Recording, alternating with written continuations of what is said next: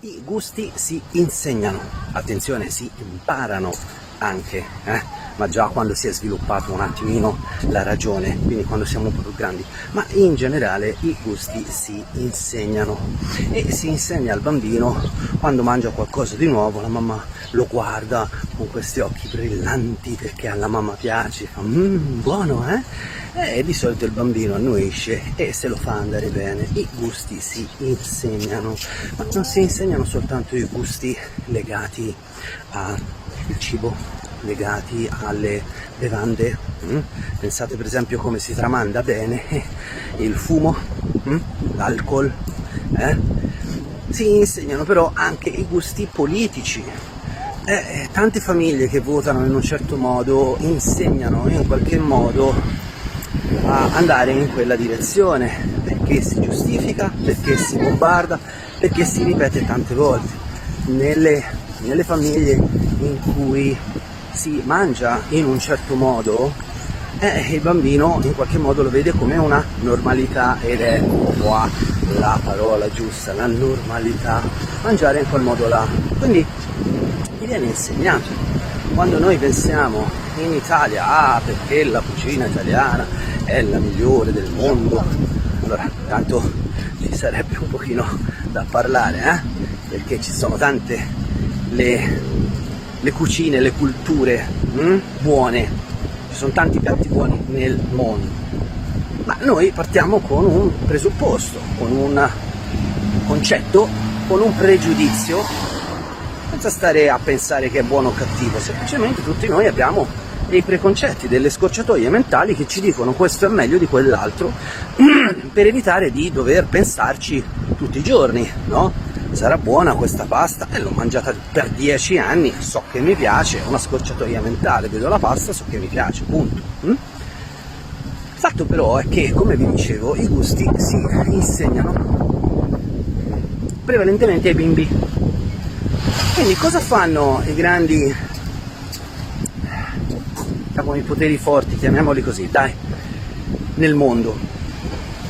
Innanzitutto creano delle piattaforme dove tu regredisci ad un'età infantile, perché se io leggo le cose che vengono scritte su Facebook o quelle che sento dire su Instagram, ci sono il 95% di cose che riguardano i bambini, stupidaggini, gattini, attenzione a questo,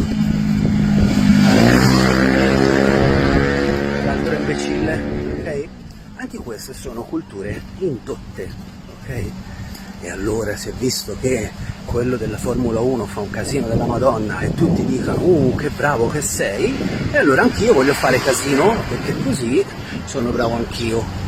E questo processo di associazioni, se bombardato nel tempo, diventa la nuova normalità, e quindi alle popolazioni viene insegnato che si fuma e fumare è figo, oppure che si veste in un certo modo o ci si sveste in un altro modo.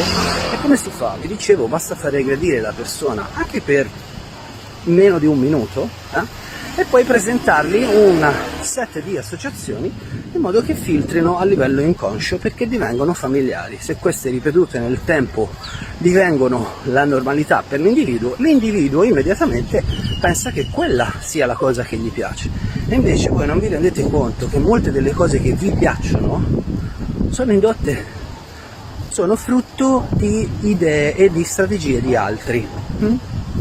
E così si tengono in pugno le società, le culture.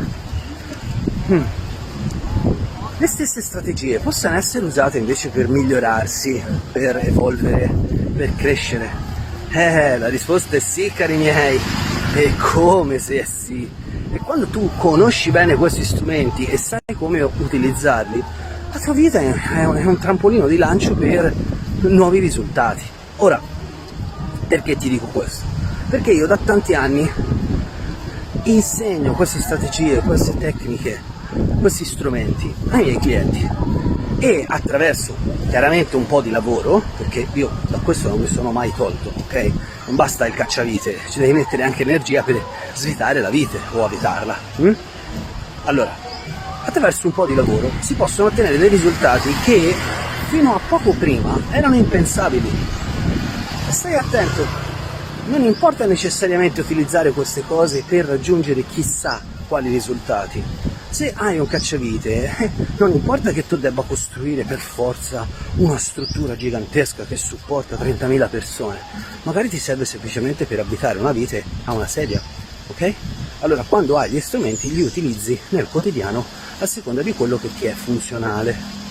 Se vuoi saperne di più, guarda il corso Le chiavi della crescita, è in sconto pazzesco, ok? L'hanno già acquistato tantissime persone perché in aprile 2026 è in sconto a una cifra sciocca, ok? Però ci tengo che le persone sappiano come si fa a manipolare il cervello, come si fa a ipnotizzare, che cos'è l'ipnosi. Insomma, tutte queste strategie e tecniche vengono usate contro di noi regolarmente. E allora, se voglio dare una mano alle persone, bisogna che spieghi a queste persone come il sistema fa a manipolarli. E sai qual è la faccia brutta della medaglia? È che nel momento in cui tu ti accorgi di queste cose, ne vedi sempre di più in giro e ti accorgi che per qualche anno hai dormito e hai accettato una condizione che non è tanto bella e poteva essere molto più bella se avessi avuto questi strumenti che ti insegno nel corso Le chiavi della crescita. Ti lascio il link qui sotto in descrizione, se vuoi gli dai un'occhiata così vedi che cosa impari e che cosa ottieni. Da Caruso Colzi è tutto, io spero di aver solleticato un po' le tue riflessioni di oggi e che magari ti distanzi dal telefono e cominci a vedere se la realtà è proprio come tu la vuoi e se quel vuoi è un tuo volere o magari è stato un volere indotto. Se non riesci a fare questa riflessione, allora sappi che sei già nella trappola, sei già caduto nella trappola e ti hanno messo in una gabbia. Cerca di uscirne il prima possibile. Buona giornata a tutti, ci vediamo alla prossima.